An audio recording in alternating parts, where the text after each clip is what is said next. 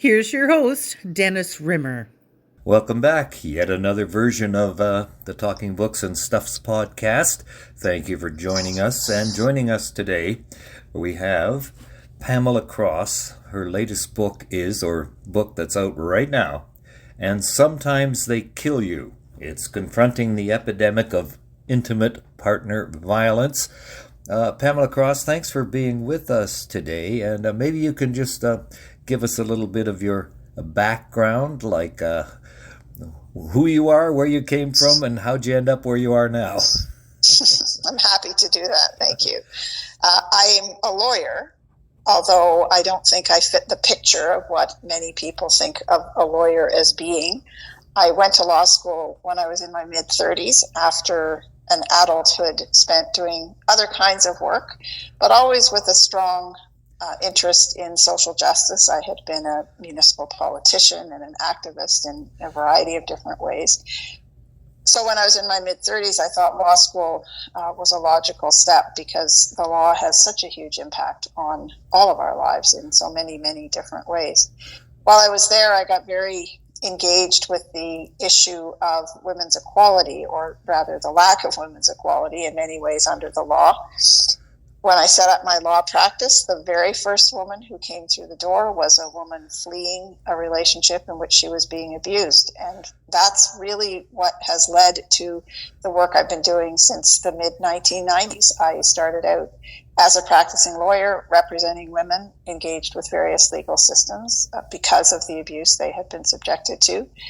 But since the early 2000s, my work has focused very much on systemic change. So I do a lot of teaching, research, law reform advocacy, and that's what ultimately led me to write my book. And we have the book, And Sometimes They Kill You. The title is quite shocking, or I guess it's intended to be, because you look at it and go, what the heck is this all about? So what led you to come up with a title such as that? Those aren't even my own words. In 2022, I was in a small rural county in Ontario, Renfrew County, where an inquest was about to be held into the murders of 3 women a few years prior. 3 women, all killed by the same man in one morning, a man each of them at different times had had intimate involvement with.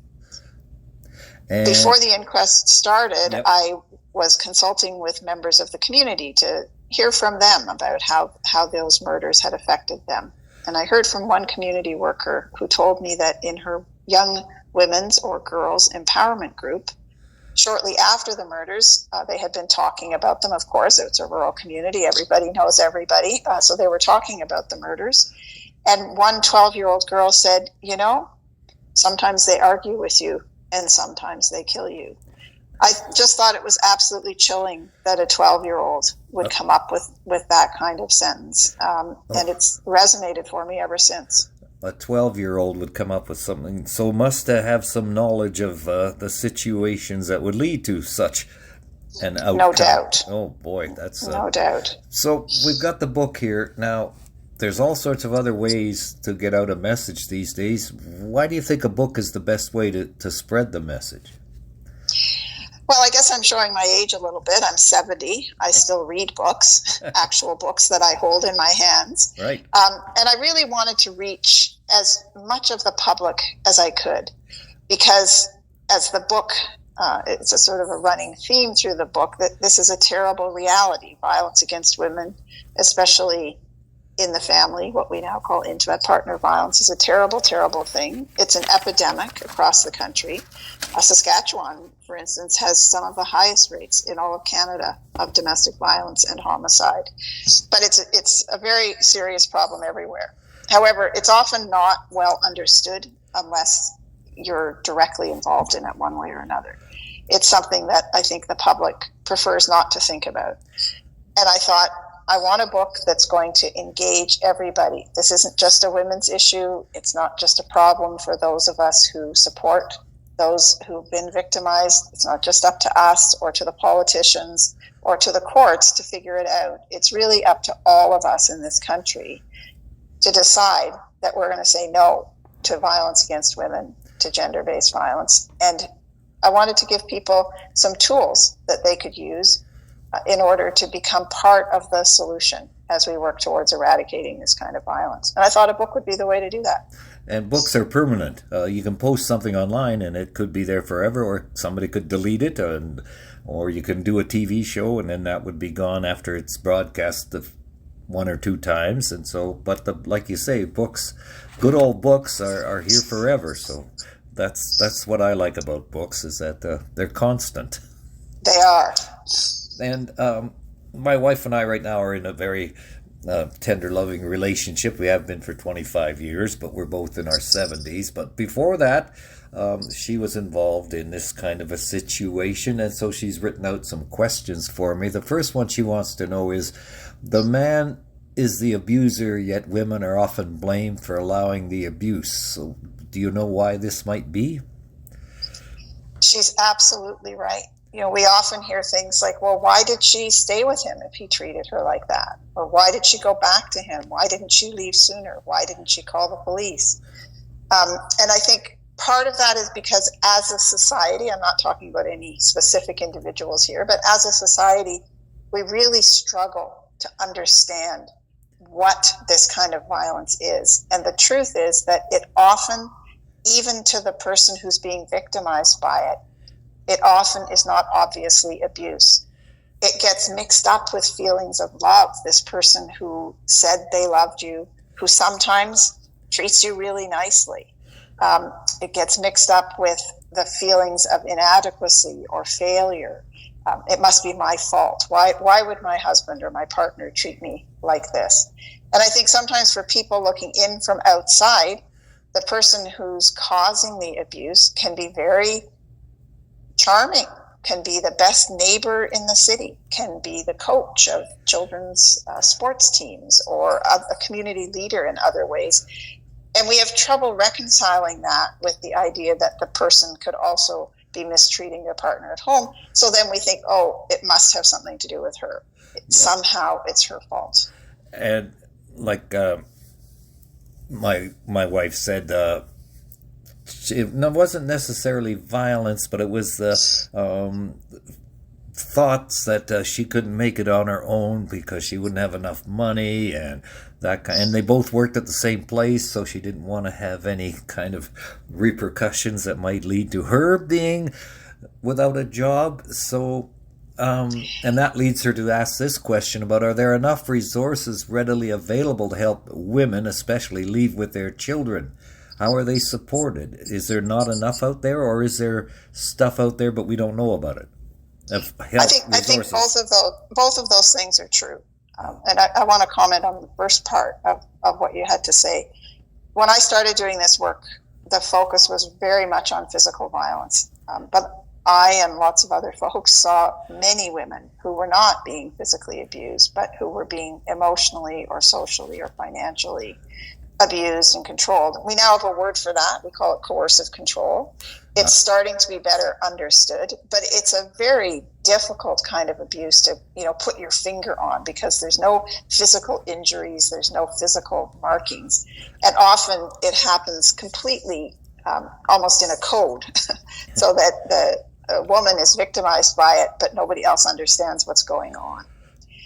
There are not enough resources. There are fantastic resources. There's just not enough of them. Women's shelters are a very important part of an escape path for a woman, especially if she's got children and she can't just move into her sister's spare room or something like that. Exactly. Those shelters don't just offer safe accommodation, which itself, of course, is critically important, but they offer many other supports to help women get on their feet, start to feel more independent.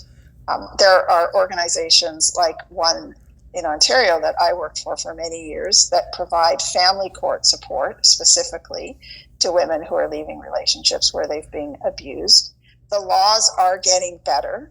Police response is getting better, but it's still not enough. And women don't always know about those services. A woman who lives in a small community, for instance, or a woman who's a newcomer to Canada may not realize that there are places she could go to get support. And coupled with her own feelings of shame or thinking that it's it's her fault, nobody will believe her, Yep. that can keep a woman isolated and remaining in the relationship. And it's an ongoing situation.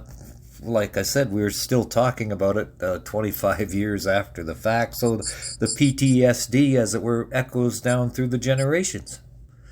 There's a huge amount of trauma. Obviously, the longer the abuse has gone on, the deeper the trauma will be. And you're right, it does affect multiple generations. Children are significantly affected when they grow up in a home where one parent is abusing the other parent, even if they never actually watch it happen. They hear it, they see their mother, perhaps if she's got a bruise or some other injury, but more importantly, they see the impact it has on her personality, on her emotional well-being. The abuser may try to draw the children into it. You know, I've talked to so many women, it just breaks my heart, where the abuser insults the mother in front of the children. You know, you're so stupid, you're so clumsy, you can't even cook a decent meal, you're ugly. And then the children start to repeat that kind of language with their mother because it's what they're hearing. Yep. What did we watch just the other day? The burning bed thing with the yes, yep, the old one with Farrah Fawcett. Farrah Fawcett, right? And yes, same thing. It's like she tried to get away lots of times. The guy'd come back. Oh, I'm gonna be better this time. Oh, you know, honey, honey, baby, baby. Oh, I love you so much. I just made a mistake. So and that was then, and this is now. We're still talking about it. And even where am I going with this? Where I think of the same generation. Back in the 50s, even the 60s, you'd hear police say, oh, it's a domestic situation, we'll leave it alone. You know, it's like, nothing to do with us. We don't have to worry about that. The police have learned so much since those days. You know, in 1984, 85, which is a lifetime ago for many people, doesn't seem that long ago to me, but in any event, up until then, often when the police would respond to what they would call a domestic, they'd be talking to the two people together on the front porch or in the front hall in the living room. The kids are around and about. The woman's quite upset. The husband is saying, it as you said, it was an accident. I just got out of control for a minute. The police officers would very often look at the woman and say, do you want to charge him? Yes. And women were saying no. I mean, he's still within arm's reach of her. What's he going to do when the police go back out the front door if she has said yes? So helpfully, in the mid-'80s, policies came in place right across all of Canada saying that's not how we handle these cases. This is a criminal offense of assault or uttering a threat, whatever it might have been. And it's the police who will make the decision about whether or not to lay a charge. We're not going to put that on women. That was very helpful for quite a while. We've seen some of the negative consequences of that over the last 20 years or so, and I think we need to have a review of what are called mandatory charging policies, but they certainly helped at the time move police response forward a huge amount, because women were not now thinking, oh, I don't want to charge him. He'll be more angry. He'll be more violent. The children will see their father arrested. Now it's a decision made by the police, just the way laying charges in all other situations is up to the police. Okay. Got you. So we've been talking about men against women, but is it cut across all ages, demographics, all sorts of couples, this intimate violence, intimate partner violence? It can be woman against woman, man against man, woman against man. It's not just necessary. It's probably in the majority, the one situation, male versus female, but there is other situations. Am I right in that assumption? You are right. First of all, it cuts across all demographics. Rich people, poor people, people in between, people who've been born and raised in Canada, people who've just arrived here 6 months ago. Age-wise, older women. I'm always cautious when I say that word. Now that I'm 70, I guess I'm in that category, but I still don't, the elderly. Older women are particularly vulnerable, as are young women. In Ontario, at least, the rate of intimate violence, homicide against young women is very high, which is of great concern. The vast majority of the most serious cases of intimate partner violence, and what we generally categorize as most serious, is homicide or coercive control. Over 90% of that is perpetrated by men against women. Right. But you're absolutely right. Women can be abusive to their partner, whether their partner is a woman or a man. There can be abuse in same-sex relationships. Folks who are trans or gender diverse can be either victims or perpetrators of abuse. So it really has dug its tentacles into all parts of Canadian society and, of course, around the world. Of course, one of our earlier interviews way back, I think we're on well over 280 episodes now, but I think number 5 or 6 was Ms. Dillon from Vancouver, BC. She has a couple of books out. One is something about never having to say you're sorry, SARI. And she was married, she's from India, married to a man who started abusing her on the wedding night, and it never stopped until she suffered some tragic facial injuries, and now it's been her crusade ever since to help.